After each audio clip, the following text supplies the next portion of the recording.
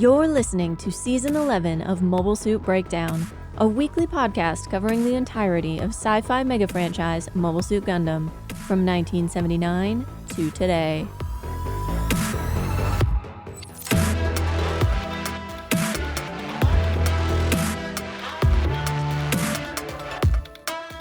This is episode 11.9, London Falling, and we're your hosts. I'm Tom, and I don't see why everyone is so mad about Manon helping Chapman in battle. I think it's sweet when couples do things together. And I'm Nina, new to G Gundam, and given the way age works in Gundam shows, willing to guess that gentle Chapman is supposed to be 38 years old. As an ad-free independent podcast, Mobile Suit Breakdown is made possible by our paying subscribers. No new patrons to thank this week. But thank you to all of our longtime and returning patrons. You keep us Genki. This week we're covering G Gundam Episode 9, Kyoteki Eiyu Chapman no Chosen, or Powerful Enemy, Chapman's Heroic Challenge, originally broadcast on June 17th, 1994. The storyboards for this episode were done by Narito Naoko, but it's the only episode of G and one of only 2 episodes total credited to that name, so it's a fair bet that this is a pseudonym. The rest of the production team are familiar faces. Guest star Gentle Chapman was played by Nakata Kazuhiro. He's been in a ton of stuff, but we know him best as Victory Gundam's Duker Eek. Sasaki Rune provided the voice for his partner, Manon. She was prolific in the 80s, with prominent roles in Crusher Joe, Blue Comet SPT Leisner, Galactic Drifter Vifam, Super Dimension Sentry Orgus, and Super Dimension Fortress Macross, among others. But here at MSB Studios, we know her best as the voice of Princess L in Aura Battler Dunbine. Incidentally, her daughter was the English voice of Mewtwo in the Detective Pikachu movie, and provided additional voices in Gundam Requiem for Vengeance. Now, the play-by-play.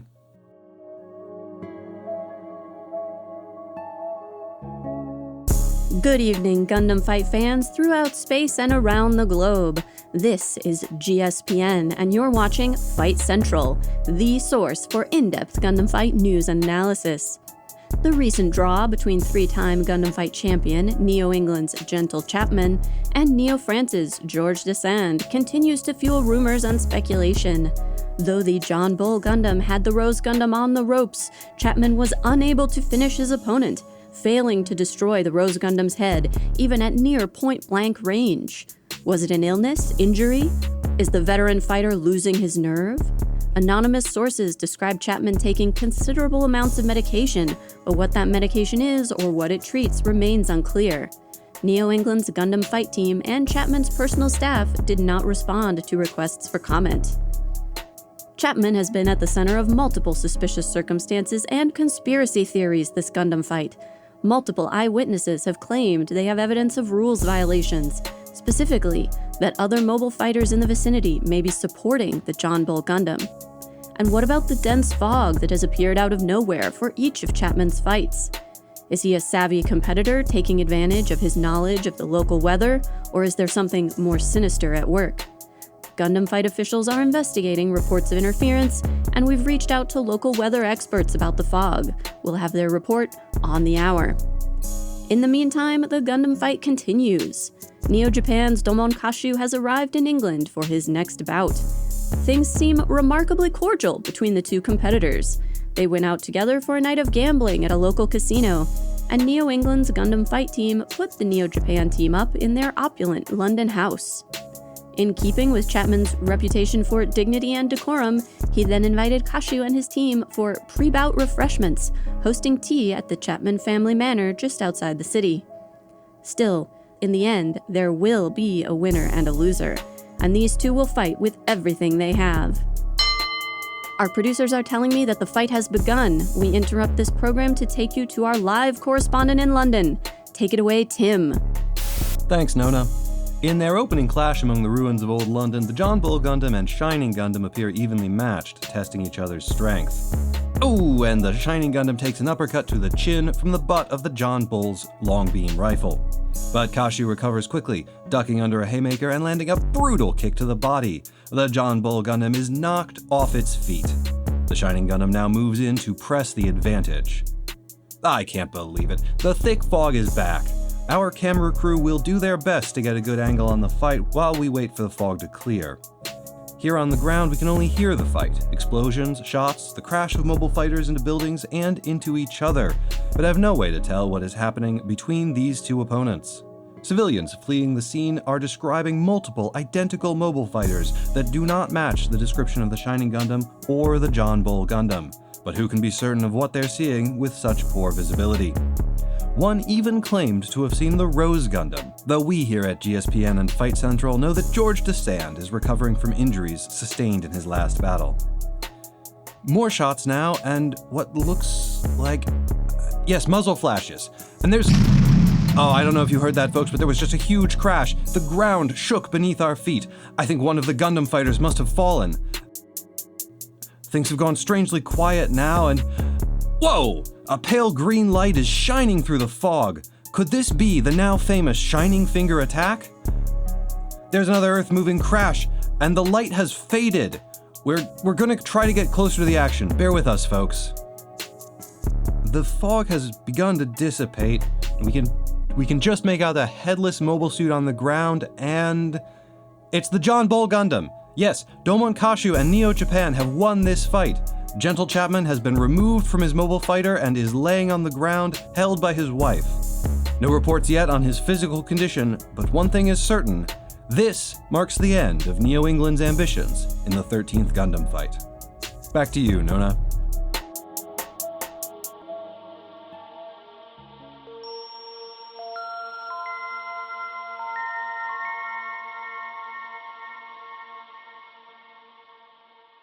Even an old man whose whole deal is being good at gun shooting cannot resist the masculine urge to go palm to palm, mano a mano, in a contest of grip and determination. I have to give a shout out to listener RJ from Pittsburgh, who emailed us to let us know that this is very common at the beginning of professional wrestling bouts and is referred to as a test of strength, and is a way of setting expectations for the rest of the match. RJ gave the example that in the test of strength, if the babyface is stronger, then the heel will usually end up doing something underhanded or illegal later. And indeed, that's exactly what happens in this episode. After their test of strength, they exchange blows, and Domon gets the better of it. It's only when Chapman has been kicked to his knees that Manon activates the cheating system.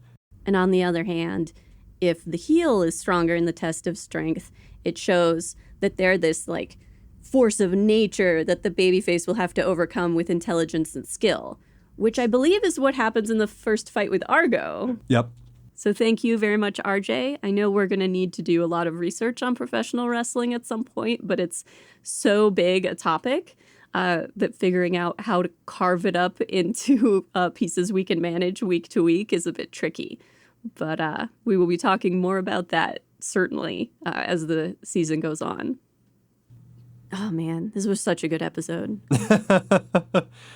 I'm glad you enjoyed it so much. What was your favorite part? Trying to think of how to sum it up in a pithy way before we get into it, you know? Sure. Take your time. I'll edit all of this out. The listeners will have no idea how long you spent thinking of the perfect way to say it. How to say this. This feels like a very narratively significant episode within the series as a whole. Because here we have this older couple who have been doing this for a long time, much longer than Domon and Rain have been doing it, basically trying to give them some perspective and advice about this life that they have just embarked on. And what both of them have to say and both of their perspectives have a lot of relevance to these specific two young people. Mm-hmm. And I'm very curious to see how it shapes their behavior going forward. I do have some predictions and we'll get into the specifics. But narratively, across the series as a whole, to take these two and be like, here is a possible future. I found that very enjoyable and interesting.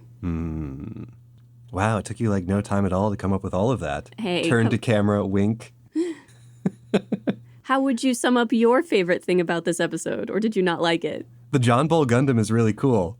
See? I did that in like one sentence. If your response is going to be, wow, cool robot, yeah, that's very easy to sum up. But Nina, the robot is cool. Wow. I'm not arguing that with you. That's good, because if you said that, you'd be wrong. It has a cool gun. It has a cool, like, kind of unique mobile fighter silhouette. None of the others quite look like this. It has a Royal Guard hat, because like I keep saying, the best way to make the designs cool is to give them all little hats. Yep, everybody's got a funny hat, a regionally appropriate funny hat. This one is based on the bear skins currently worn by the guards at Buckingham Palace, but traditionally worn by grenadiers. It almost looks like it. If this were a different Gundam series, the John Bull Gundam could be like an enemy mook suit. It could be like a grunt. Mm-hmm. And I always have a lot of affection for the grunt suits. So I guess it would be like the commander custom unit, and then the dummy suits would be like the real grunts, the real gyms. I also like that it feels like it has a different design philosophy than all the other mobile suits we've encountered so far. Mobile fighters. Wait, how do you mean? Well, to me, it looks like it comes from a different generation of mobile suit development. In the same way that the mobile suits from Zeta look different from the mobile suits from First Gundam, that there is a different aesthetic, a different philosophy behind their design. Do you think that was done on purpose, or do you think it was just designed by a different designer? No, I'm pretty sure all of the like second tier importance individual country Gundams were all designed by Okawara. Okay. Whether he intentionally made this one look older, I don't know. Now, before any of the lore experts start adding me about this, yes, I know the John Bull Gundam is supposed to be new for this tournament, but Chapman did use the same Gundam for the first 3 tournaments he was in, and the John Bull Gundam is based on it, so I feel like I can say that this is an older model with an older design philosophy that has been in use for like 3 generations of Gundam fight. Well, more even, because if he once upon a time won 3 consecutive, but he didn't win the most recent one, because we know Hong Kong won the most recent one. Right, so it's 4, been at least least 4, so at least 16 years. And quite possibly more. Definitely more, actually. Stick around for the research piece. Now, there's no reason in particular to think that a country wouldn't update their Gundam fighter over the course of that time, but by making it look old, it really ties into this whole metaphor they have going for, is he technically England's Gundam fighter or the United Kingdom Gundam fighter? They say Neo-England. I have questions and thoughts about this. Interesting.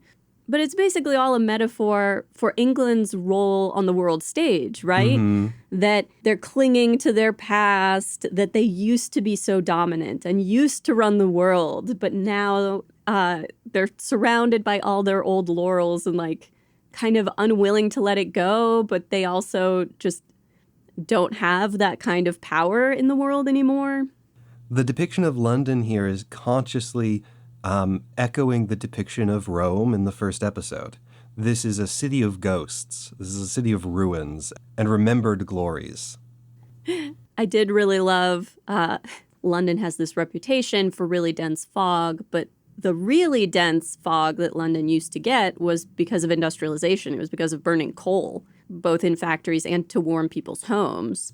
So the fact that ultimately the fog is coming from these special giant fog machines, absolutely perfect. Chef kiss, no notes. The giant steampunk industrial peanuts. And again, the dummies and the fog all harken back to the Industrial Revolution. Mm-hmm. Again, a time of English sort of dominance economically.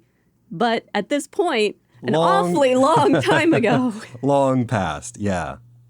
They do say he is the Gundam fighter of Neo-England. Manon mentions that the T is from Wales. Manon is also a Welsh name. Sometimes it's French, sometimes it's Welsh. They're names of different origin, convergent evolution in language. But G Gundam was made before the big devolutions of the late 90s. But are the other constituent parts of the United Kingdom still under the sway of Neo England, or is there a Neo Scotland? Is there a Neo Wales? How is the Neo Scottish Piper Gundam doing? What about the Gwydion Gundam of Neo Wales? And while we will get into the more personal implications of this later, the win at any cost attitude that Chapman seems to have adopted and that his wife seems to share with him feels like it could be a jab at England, that like in clinging to their past glories, they have become like cheats or bullies. I don't know if it goes that far, but... And I think it's fair to say that every Gundam fighter is the personification of the nation they fight for. Yeah, I mean, it feels pretty pointed. Not even pointed, it's just explicit, right? When George Descent says Chapman used to always fight fairly, that he used to have this great dignity to him, that his fighting style and just like how he behaved in the world was an ideal that a young knight might aspire to, but that he's become bloodthirsty, that he's no longer the man he was. And this is not limited to the Gundam fight. Right, they cheat at cards even. They cheat at cards. They're impolite at tea. Domon starts that. Domon is a little bit antagonistic, but Chapman is the one who pulls a gun on him and throws his teacup at him. Whatever happened to the stiff upper lip? When someone is impolite to you at tea, you make a cutting remark. You don't pull a gun on them. I did very much enjoy the dramatic irony, even earlier, of Domon being like, cheating won't help you in a Gundam fight, man. Little does Domon know. At that point, Domon is not even willing to believe George when George accuses Chapman of cheating. But let's not move on from the card cheating quite so quickly. If you read older English literature, for a gentleman to cheat at cards is unthinkable. For a gentleman to be accused of cheating at cards, just accused is like... That's like a dueling... Yeah, those are dueling words. That is a tremendous insult, and if not responded to appropriately, that would be like the death of your social life. You would never be welcomed in polite company again. Having been caught at cheating, he would never be allowed into this casino again. Also, why is his wife a card dealer? One gets the impression he owns this casino. Oh, well. I love that when Domon and Rain have been taken into their custody, they are placed in what I assume is Chapman's trophy intimidation room? Suite. The place he puts you to impress upon you how strong and good and cool he is. Because it's where they dump George also. Yeah, well, and it has the very large, very sort of classically posed portrait of the couple on a castle, it looks like, but also photos from Chapman's younger days, trophies, medals, awards of all kinds. We've always devoted a little bit of time to the emblems, the blazons on the chests of each Gundam fighter. Chapman's is one of the most simple we've encountered so far. It's a heraldric shield.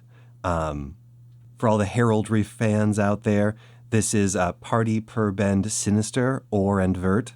It doesn't appear to correspond to any like actual heraldry, so I don't think there's anything that fits exactly this description. It's made up. It's the Chapman family, I guess.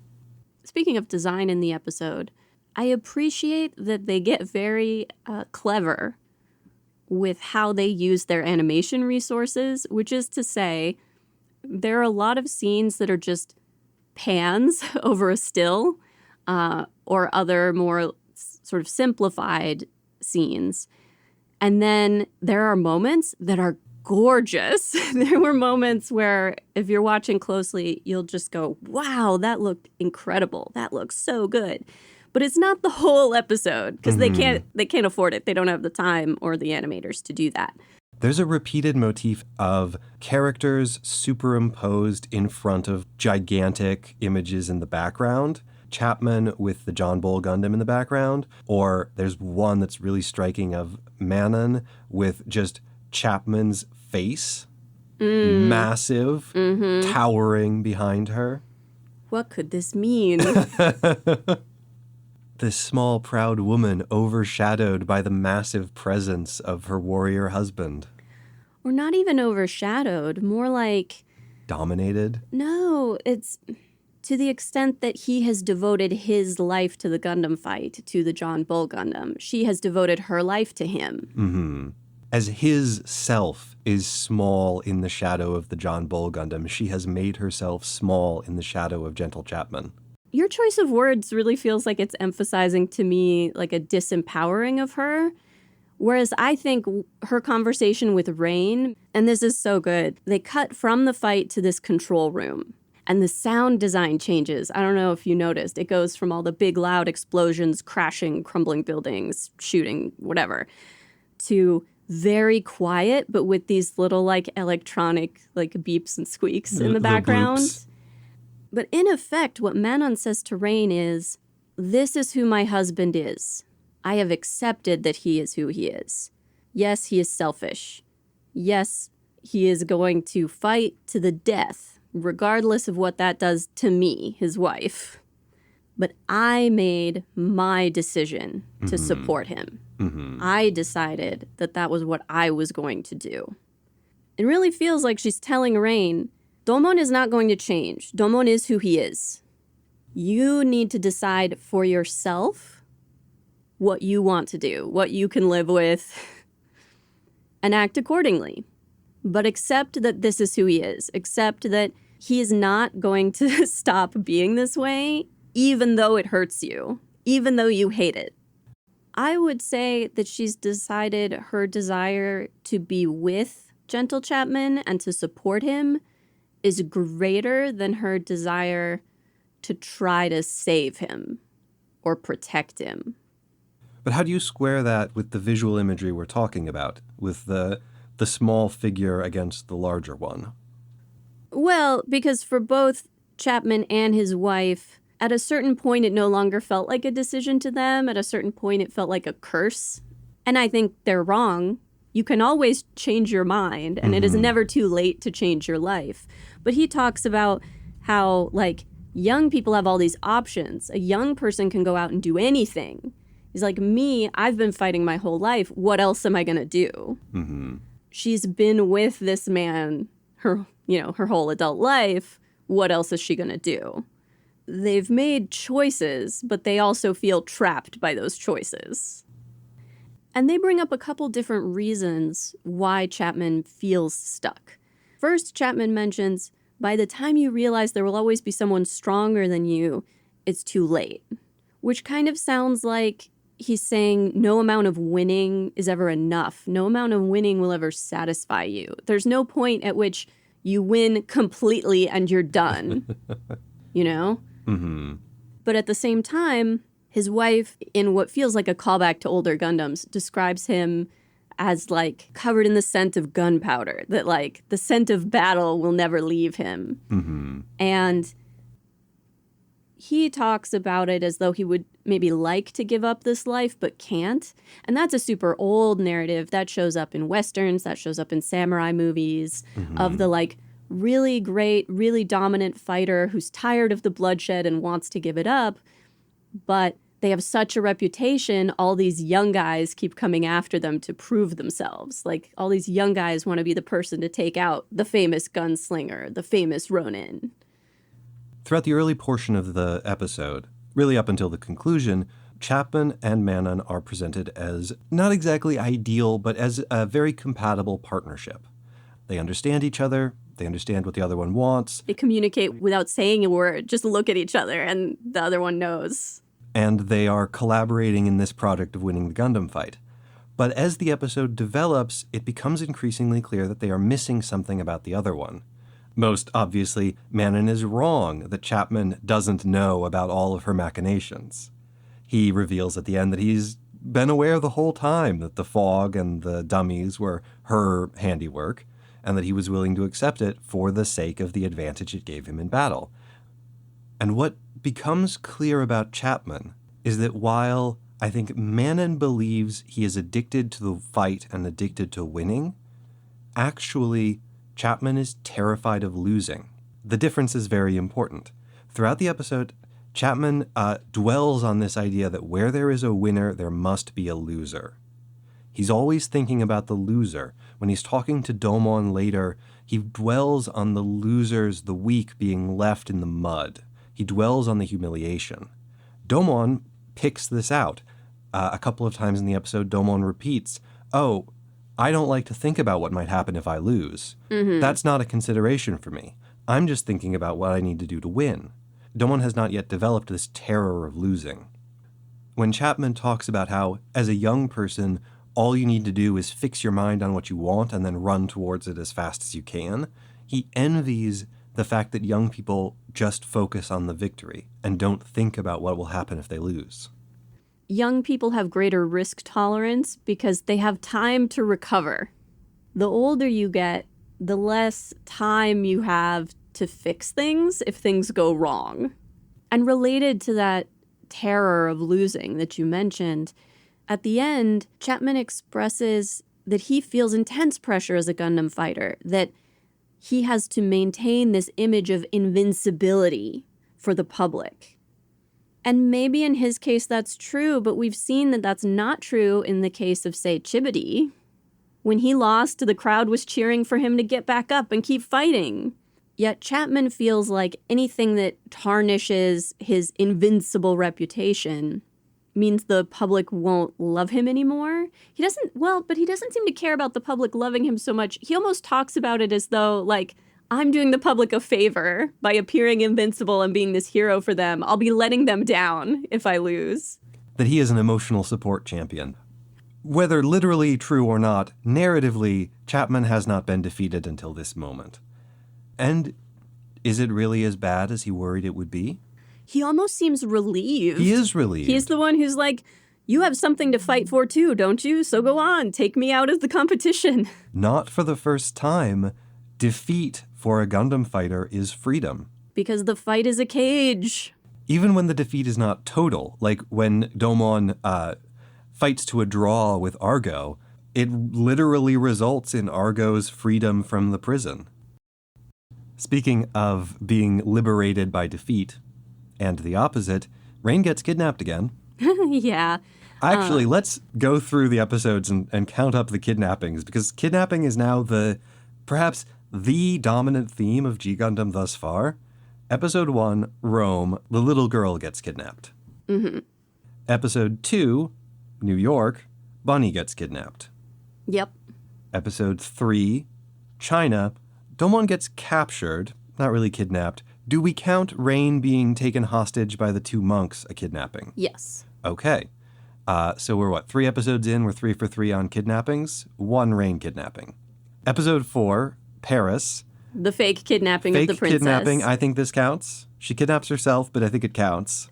She winds up tied to a tree. She's imperiled. And not a kidnapping, but they do lock Rain in that bathroom. Well, I think we can agree that imprisonment doesn't automatically count as a kidnapping. And so I think episode 5, Alcatraz of Russia, in which Domon is imprisoned, I don't think that counts as a kidnapping. Okay. Out of 5 episodes, 4 of them have featured kidnappings. Episode 6, here we might actually call this Domon being kidnapped. He gets drugged, dragged off to space. Yeah, I would say that's a kidnapping. Okay. Episode 7, Neo Mexico. Is there a kidnapping in this one? I don't think so. Domon gets captured. Yeah. Arguable. He does get drugged, right? He does get drugged repeatedly. But he's not like being held to lure someone else in. Or for any or other, for ransom. yeah. Episode 8, Canada, Rain gets kidnapped. And I suppose in this one it's arguable whether this counts as Rain being kidnapped or merely captured. Because they capture her with Domon. They're not holding her separately to, use as leverage against him. I don't know. To me, this feels like a kidnapping. With the 2 guys pulling guns on her?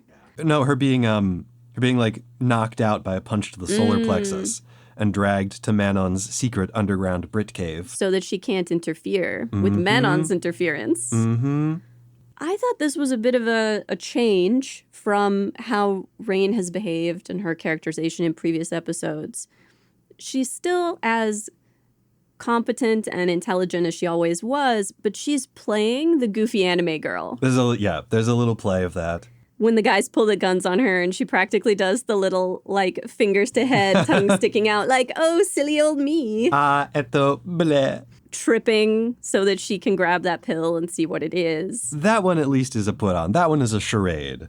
The first seems rather more earnest. But could also be a charade in terms of, like, seeming harmless, you know? Mm-hmm. I felt like it even came across with her and Domon when they're stuck in that room. And she's having the same discussion that she always has with Domon, but has decided to take a somewhat different tack. Mm-hmm. Her tone is not that she's scolding him. Her tone is that she's flirting with him. Not trying to completely change his behavior. She's just trying to moderate it. Mm-hmm. When she's like, if you're going to wild out, you could do it just from the cockpit of your Gundam, okay? Please. Or I'll leave you again. It's an effective technique. It gets past his guard. He's right. not prepared for it. It works. He responds to it in a much more positive and less defensive way. Also, like, they had a big fight in the last episode. And they made up. He made a great, like, dramatic gesture to show how much he cares about her. And the problem, the fissure in the relationship has not actually been solved. No. But they're trying to make it work. And, you know, sometimes after a fight, you are especially lovey-dovey with the other person to show that despite the fight, your feelings have not changed. You try especially hard to re-knit the bonds of sinew which have been damaged. I think that's exactly what she's doing. When Manon talks to her husband about inviting Domon and Rain for tea, and he's like, oh, you like him, do you? I immediately thought of Rambaral. Oh, yeah. No, I'm professionally Hammond. obliged to point out that this is a Rambaral. Hello, Rambaral English version. Manon says, he's just like you. This gets echoed at the end of the episode when holding her now dead husband, which I should have assumed he would die when he was like, when this is all over, let's move to Mars. She says to them, having recognized that Domon is very like her husband, she says to them, this could be your future, but it doesn't have to be. Mm-hmm. This is one possibility, but this could be you. Like, if Domon and Rain's relationship continues as it is now, without any major changes, I think that is more or less the direction it's going, of him fighting until the day he dies and Rain just supporting him while he does that. But I think all of them fail to see something in Domon. I think they're wrong. And maybe Chapman was more like Domon when he was younger. Like, maybe Manon is right that Domon is a young Chapman on the same path. But I don't think so. I don't feel that I can gauge without knowing more about what Domon was like before he became this fighting champion and before his mother was killed, brother disappeared, father put in cryostasis.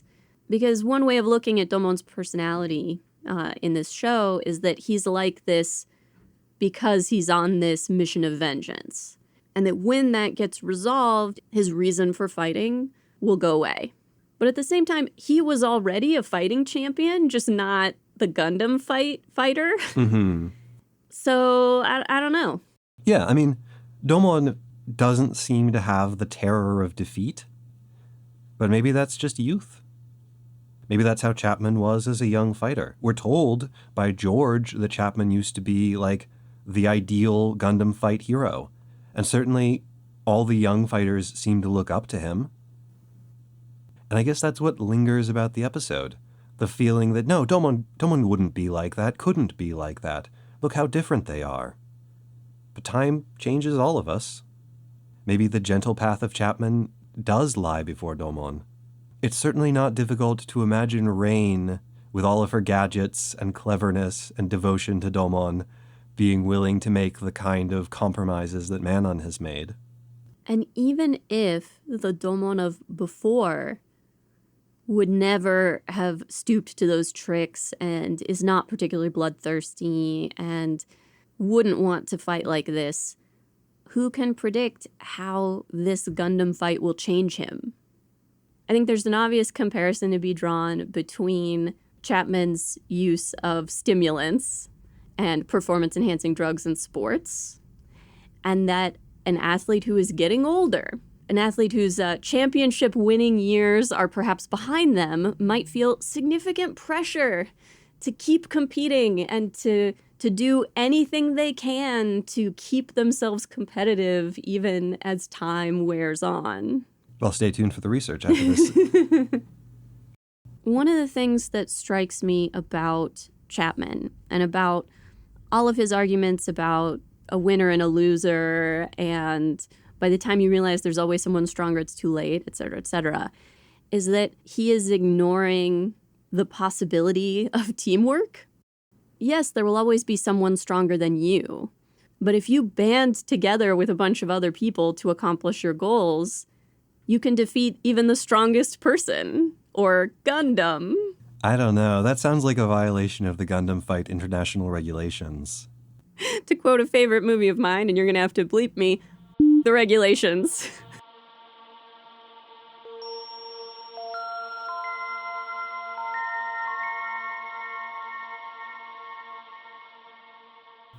"13 is an ominous number," says Chief Director Imagawa.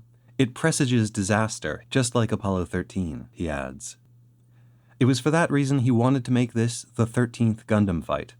And, for whatever reason, 60 seemed like the right number of years for the future century so far. A nice, round number, long enough that most people would have grown up knowing only the quadrennial clash of colony countries, but still recent enough for some to remember how it all began. But as every writer knows, numbers are dangerous. Eventually, you're going to mess up the math. 13 is not enough fights to fill 60 years. There would need to be some kind of a gap in the schedule. From this narrative necessity emerged this gently chapped man, a fighter and champion so dominant that he was able to win 3 Gundam fights in a row. The plotline would never be fully developed in the show, but Imagawa explained in interviews that Chapman's streak, winning the 9th, 10th, and 11th tournaments in succession, strained the Gundam fight system to its limits. After 12 years of Neo-English rule, with no prospect for change so long as the insurmountable Chapman held the field, the other colony countries began reaching for the tools of conventional war once again. The theoretical possibility of victory, the idea that any country might emerge from the Gundam crucible bearing the mantle of heaven, was the sine qua non of the Gundam fight. The practical reality of constant churn as a handful of the most powerful countries passed the crown around amongst themselves ensured a constantly changing government, and probably deterred the worst abuses of power, since the ruling country could expect to be punished in just a few short years by the next administration. But once the Gundam fight was no longer a path to change the world, then the old ways would do instead. All of this saber-rattling resulted in a delay of the tournament. The 12th Gundam fight, scheduled for FC-52, did not take place until Future Century 56. Chapman himself did not participate, and Neo-Hong Kong emerged as the United Colonies Federation's new hegemon. And I should note in passing, some sources, like the Gundam Wiki, do claim that Chapman participated in the 12th Gundam fight, but was defeated by Master Asia. However, in a section of the Japanese version of Imagawa's G-Files interview that was not included in the English release, the director says, "Jitsu wa 12kai taikai no toki ni Birdman wa Chapman ga touzen detekuru de omotetan desu yo." Or, in fact, during the 12th tournament, Birdman naturally expected Chapman to show up. Shikashi, Chapman wa shutsujo shite nai. But Chapman did not compete. What does any of this have to do with Birdman, I hear you asking? Well, obviously it's because Birdman is the Gundam fighter of Neo-Britain, a different place from Neo-England, and he has a long-standing love rivalry with Chapman over Manon. In fact, the two men agreed that whichever of them triumphed in the Gundam fight would get to have Manon as his wife for the next 4 years. Naturally, Birdman's depression after Chapman decided not to compete, and he now had no way to win Manon's hand, made him easy prey for the Neo-Russian prison trap strategy, and explains his despair about the Gundam fight in Episode 5. You're messing with me, right? Look, you would know all of this if you had done the assigned reading in the syllabus. You have to be messing with me. I'm not. That's real. Wow. So, Chapman is not just an old soldier too addicted to the smell of gunpowder to ever leave the field. He did leave. He achieved what should have been impossible and then walked away, gracefully departing the Gundam fight at the very height of his glory. But when the next generation failed to match his achievements, the old man could not bear to stay away. This, too, is a familiar story. But Chapman was no longer the fighter he had been. Fully 20 years had passed since his first championship. To compete with the younger generation, he was going to need help. Mannon's smokescreen and drone dummies. And his pills.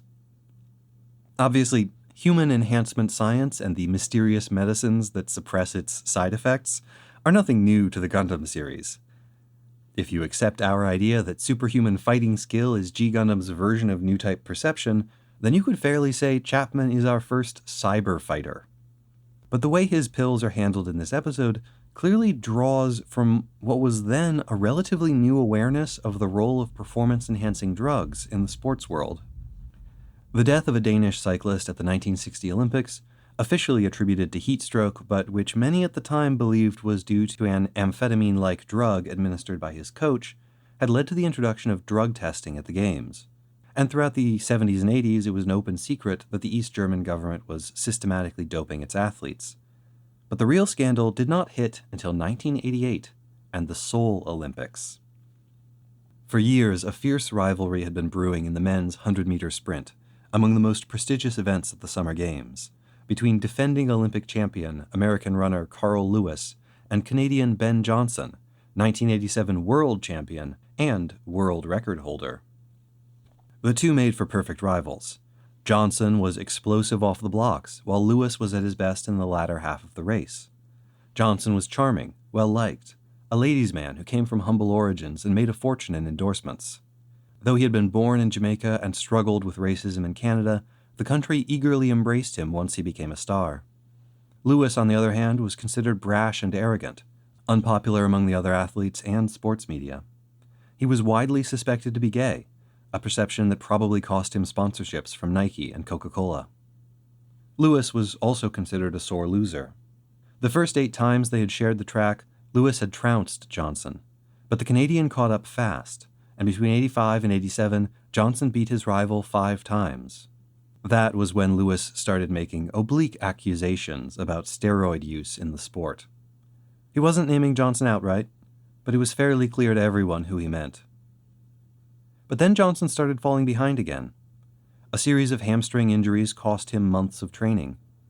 When he returned to face Lewis head-to-head in Zurich in August, the American ran away with the win and left Johnson to finish 3rd. A month later, they met again at the Olympics, and this time, Johnson was in the best form of his life. He erupted out of the start, and 48 strides later, he was across the finish line. The whole thing took just 9.79 seconds, demolishing his old record. In fact, it would be more than a decade before another runner, American Maurice Greene, matched it. That night, the Prime Minister of Canada called to congratulate him. But you know where the narrative arc of this story is leading. A few days later, Johnson's urine sample popped for the anabolic steroid stanozolol. He was made to hand back his gold medal and quietly sent home to Canada on the next flight. His victory had been phenomenal, a highlight that was shown over and over again on the news. In a 2018 retrospective for the CBC, sports writer David Giddens wrote, "Johnson's win was the best sporting moment we could imagine. Our modest guy lined up, with all the world holding its breath and watching, and he just destroyed a showboating American at his own game. It was so great. Johnson made something happen that I only saw once in my life. When he won, my mother leapt off her couch. She shouted and sprang up like a cricket and started doing a jig on the carpet. We hooked arms like barn dancers and did a circle while my dog barked himself into a frenzy. It's one of my favorite memories of my mother. Canadian life was beyond sweet for 62 hours." Millions of people around the world had learned Johnson's name and his story, and now he would be dragged through the mud with equal vigor. And people were shocked by this. Nowadays, the news that a high-profile athlete has failed a drug test is mostly greeted with a cynical shrug. I mean, they're probably not all doping, we know, but it never surprises us to learn that this or that athlete is. But back in '88, it was a surprise. Decades later, When the BBC collected personal narratives from people who remembered watching those Olympics, the prevailing emotions they recalled were surprise, disappointment, and for Canadians, a profound sense of shame. One said he had learned about the positive drug test when it was announced in the middle of a university lecture. Another, who had been 7 at the time, said that just thinking about the race could still make her feel physically ill. Even now, it's remembered as one of the most shameful moments in Olympic history, and is considered to be the moment when the general public became aware of just how rampant steroid use had become in high-level sport. It was hardly the first high-level doping scandal. Johnson was not even the first gold medalist at the 1988 Seoul Games to be disqualified by a failed drug test. 2 Bulgarian weightlifters had already popped for a diuretic, commonly used to mask other drugs. But they were, communists. And before Johnson, PEDs in sport had been seen, however unfairly, as mainly a communist issue. It fit perfectly into the Cold War narrative. Those dirty Reds are using evil science to create super soldiers, but we are going to beat them with wholesome grit and determination. And tender, loving medication. Also, those other athletes were weightlifters. Let's be honest, pretty marginal sport compared to running short distances very fast. Johnson himself would never really accept that he had done something wrong. Oh, he would admit to using steroids in front of a government inquiry, and his coach admitted to providing them. But everyone else was doing it, so it wasn't really cheating, right? And besides, Johnson argued, steroids don't make you run faster. Which is an interesting argument coming from a guy who took a bunch of steroids from his running coach with the sole aim of running faster. But he was right about everyone else doing it. Of the 7 men who competed against Johnson in the finals in Seoul, only 2 of them finished their careers without hanging an asterisk next to their name. 4, including Carl Lewis, would later fail drug tests or admit to using PEDs themselves, and a 5th caught a lifetime ban from the sport for providing drugs to his trainees after he became a coach. Johnson has always insisted that he was the victim of sabotage. His sample had been deliberately tainted, or he had been drugged against his knowledge, perhaps by a sinister agent working for one of his adversaries. Lewis's name is not mentioned, but it's implied. Or maybe it was that the other athletes, they were protected by powerful sponsors, but he was hung out to dry because he had switched his shoe contract from mighty Adidas to relatively small Diadora. The funniest, but actually most compelling defense came from his coach, who argued that Johnson could not have tested positive for stanozolol because he was taking a completely different steroid. They had tried stanozolol years ago, but Johnson didn't like how it made his body feel. Much of the discussion around steroids in the late 80s and early 90s mirrored the way George talks about Chapman's stimulants. Yeah, doping is unfair to the other competitors and it's dishonorable for the sport, but it's also harmful for the doped athletes, who trade improved performance in the short term for side effects that eventually destroy their bodies. Contemporary articles about Johnson's disqualification regularly include explainers like, anabolic steroids increase strength and prevent muscle breakdown, allowing athletes to bodybuild and train more intensively. They also make the user more aggressive, a so-called steroid rage, but carry the risk of liver and kidney damage, psychosis, and shortened lifespan. I always find myself wondering what people do after these kinds of enormous public humiliations. Johnson was only 27 at the time, and despite the scary quotes about steroid damage I just read, he did not take the easy way out by lying down in the arms of a beautiful woman right there on the track and passing quietly away. The positive test earned him a 2-year competition ban, but he returned to running in 91 and qualified for the 92 Olympics, though he failed to make it to the finals. Another failed test in 93 got him a lifetime ban, but in 1999 he convinced Canada's governing body for athletics to support him in a bid to be reinstated. This failed when a drug test that he administered to himself, paid for by his agent to show how clean he was, came back positive for a banned diuretic. So, with international competition forever out of reach, Johnson did the next logical thing. He took a job training Muammar Gaddafi's son Al-Sadi to be a professional soccer player. Wow. In this, at least, he succeeded. Al-Sadi was indeed signed to the Italian club Perugia, where he played in all of one game before testing positive for a banned steroid, at which point he was cut from the team. Since then, Johnson has mostly lived quietly, coaching other athletes, writing an autobiography, suing his former lawyer. He even still does endorsements every once in a while, making cheeky little jokes about his own infamy, like when a sports betting company paid him to endorse their new Android phone app. Tagline, "It puts the roid in Android." It's fun to imagine what Chapman might have done next had he survived his defeat and the revelation of his various sports crimes. Maybe he would have retired to a Martian villa, reappearing on the public stage every now and then to cut ads for London Fog brand overcoats and Twinings tea. Stimulate your mind with our new brain-boosting blend. Would he have coached the next generation of Gundam fighters who still look up at him in awe? Or would he and Neo-Britain's Birdman finally get over their rivalry and agree to live together with Manon, forming the nucleus of some kind of old man polycule?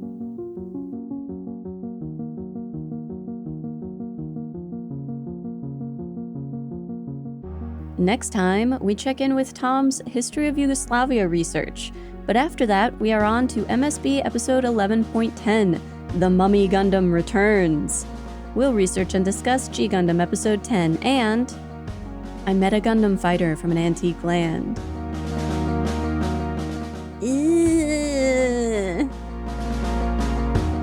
Aw, Domon is an Aniki now. That is not dead which can eternal lie. And with strange Gundams even death may die. Ghosts!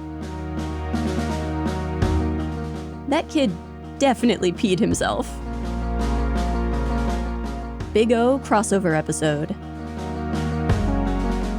Have you no respect for the dead?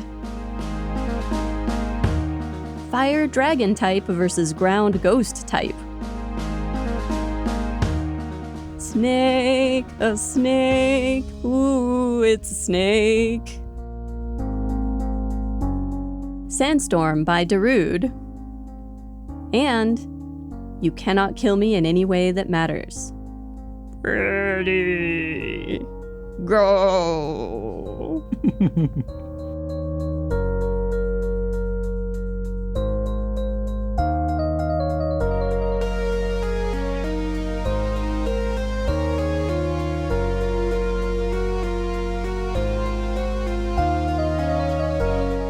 Mobile Suit Breakdown is written, recorded, and produced by us, Tom and Nina, in scenic New York City, within the ancestral and unceded land of the Lenape people, and made possible by listeners like you. The opening track is Wasp by Misha Dioxin, the closing music is Long Way Home by Spinning Ratio, and the recap music is Window by 1000 Hands. You can find links to the sources for our research, the music used in the episode, additional information about the Lenape people, and more in the show notes on our website, GundamPodcast.com. You can get in touch with us by email at hosts@GundamPodcast.com. If you'd like to support the show, please tell your friends about us, leave us a nice review wherever you listen to podcasts, or if you'd like to support us financially, you can do so at GundamPodcast.com/Patreon. Or look for other ways to support the show at GundamPodcast.com/support. Most of all, thank you for listening.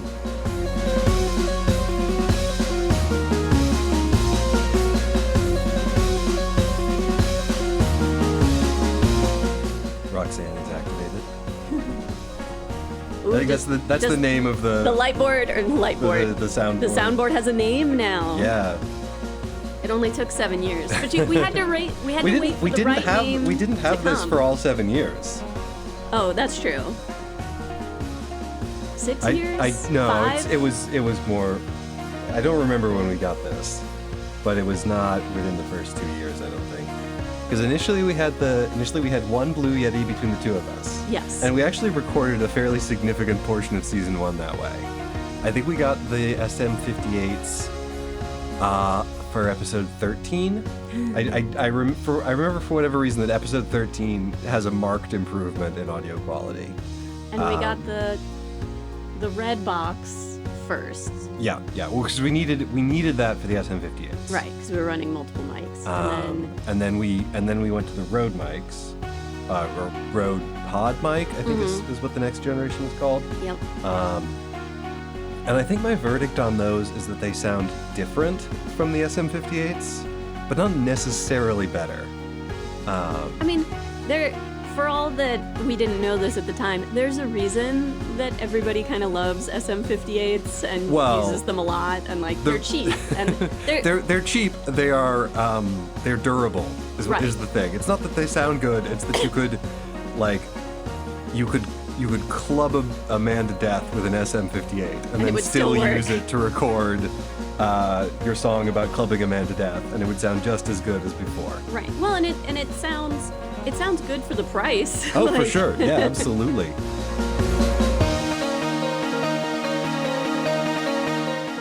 The we here at GSPN, what did you call it? Fight Central?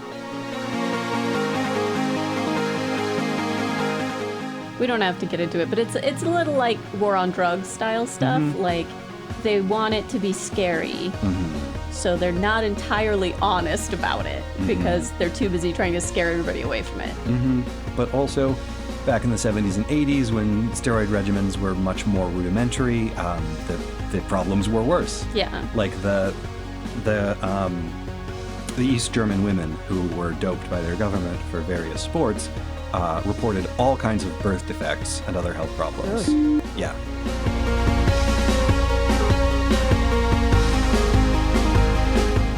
You're listening to season... Oh, no, I don't read that every time you read that, and we already recorded it.